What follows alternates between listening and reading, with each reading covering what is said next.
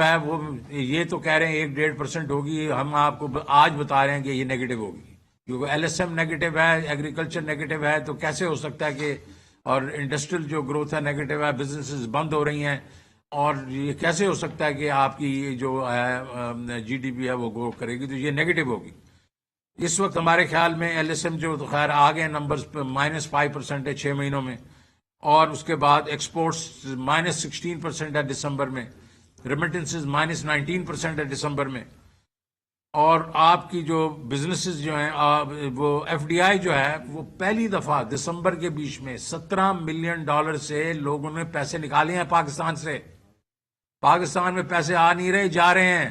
ایک سروے آیا تھا کہ 79% جو ہے انویسٹر کہتا ہے کہ پاکستان غلط سمت پہ چل رہا ہے، تو اس کا جو انہوں نے ایک قسم سے جو نمبرز میں آ گیا ہے وہ $17 ملین لوگ لے کے چلے گئے ہیں، اور ایف ڈی آئی جو ہے وہ تقریباً 57% پچھلے سال سے کم ہے۔ تو آپ اس طرح دیکھ لینا کہ ایک گھر ہے، اس میں انکم جو ہے لیول گر رہا ہے، ڈالرز آنے کم ہونا شروع ہو گئے ہیں، تو اس کو کس طرح یہ پورا کریں گے؟ یہ ڈیٹ لے کے پورا کر رہے ہیں۔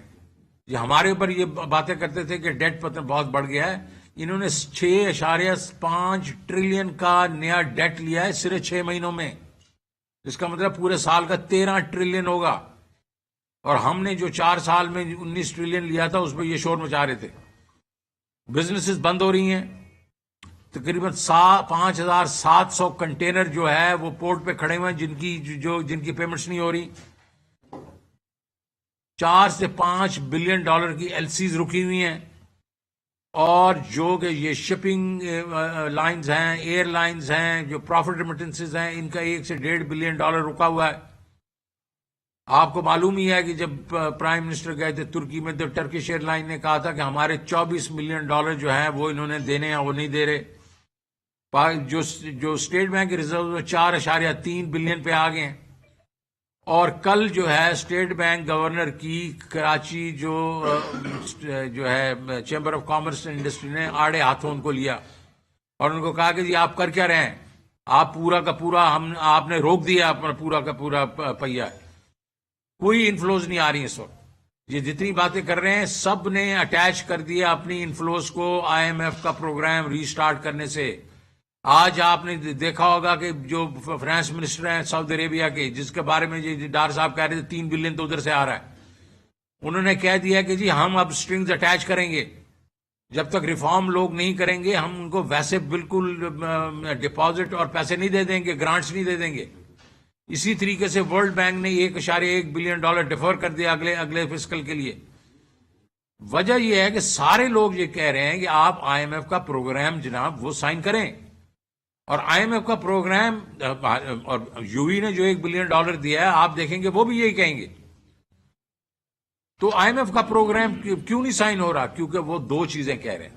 وہ ایک چیز یہ کہہ رہے ہیں کہ آپ نے ہمارے ساتھ ابھی کچھ چند مہینے پہلے کہا تھا کہ آپ کا جو فسکل ڈیفیسٹ ہے وہ 4.6 سے 4.9 پہ آئے گا۔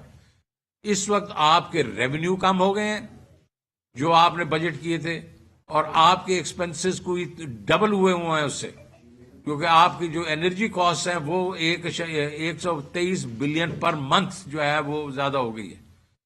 تو آپ یہ 100 بلین روپے کے جو آپ نے نئے ٹیکسز لگانے ہیں، پی ڈی ایل بڑھانا ہے، ٹیرفز بڑھانے ہیں، یہ بڑھائیں۔ اور دوسرا وہ یہ کہہ رہے ہیں کہ یہ 3-4 ریٹس کیسے ہو سکتے ہیں ایکسچینج ریٹ کے؟ آپ 227-28 پہ بیٹھے ہوئے ہیں اور ایک ریٹ جا کے 200 اور 65 سے 270 پہ ہے، تو اس کو فلوٹ کریں روپے کو، آرٹیفیشلی آپ اس کو نہیں کنٹرول کر سکتے۔ یہ دونوں چیزیں جو ہیں اس کی ہیوی پولیٹیکل کاسٹ ہوگی۔ ہمارے نزدیک یہ کیچ 22 ہے پی ڈی ایم کے لیے۔ اگر یہ کرتے ہیں، اور اس وقت پنجاب اور کے پی کے الیکشن ہونے والے ہیں، اس الیکشن کے دوران اگر یہ کرتے ہیں تو ان کو بہت بڑی پولیٹیکل کاسٹ جو ہے پے کرنی پڑے گی۔ ہمارے نزدیک یہ ان کے لیے بہت مشکل ہو جائے گا۔ میرے نزدیک تو، اور ہمارے اپنے لیڈران جو ہیں ان کے نزدیک یہ بھاگ جائیں گے، یہ اگلے چند ہفتوں میں بھاگ جائیں گے۔ لیکن میں آپ کو بتانا چاہتا ہوں، یہ عوام جن کے ساتھ انہوں نے یہ جو کیا ہے اور ابھی آپ کو چیمہ صاحب بتائیں گے کہ یہ جو خردنوش کی جو چیزیں ہیں ان کے ساتھ انہوں نے کیا کیا ہے، اور جو بجلی کے ساتھ کیا ہے، جو پیٹرول کے ساتھ کیا ہے. یہ عوام اور یہ ہم ان کو نہیں چھوڑیں گے. یہ جہاں مرضی بھاگیں گے، یہ جس کونے میں جائیں گے، ہم ان کو نہیں چھوڑیں گے. چیمہ صاحب.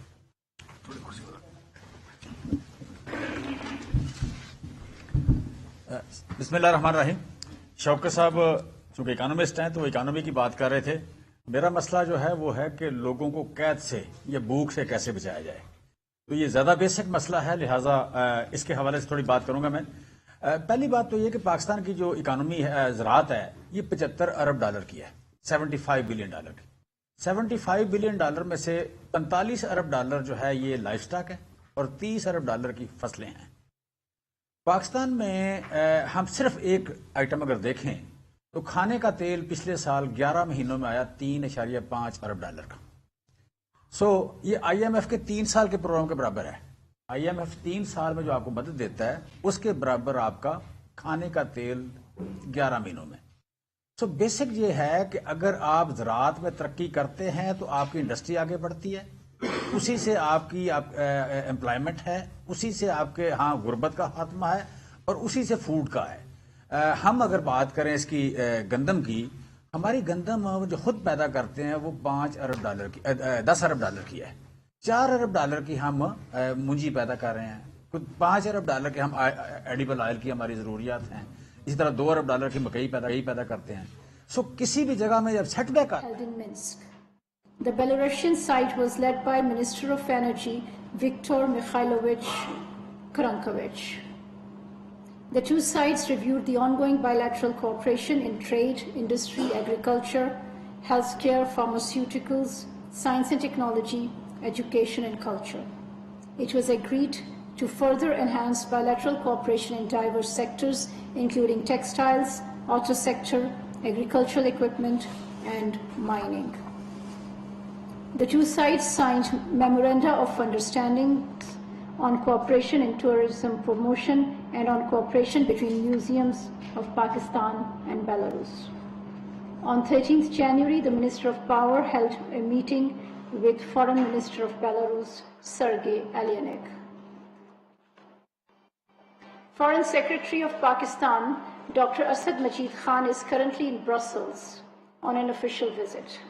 The visit is capstone to his tenure as ambassador to the European Union, Belgium, and Luxembourg.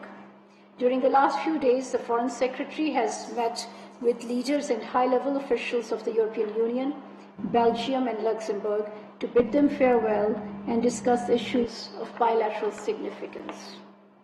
The Foreign Secretary has held meetings with Senator Alicia Claes, chair of Pakistan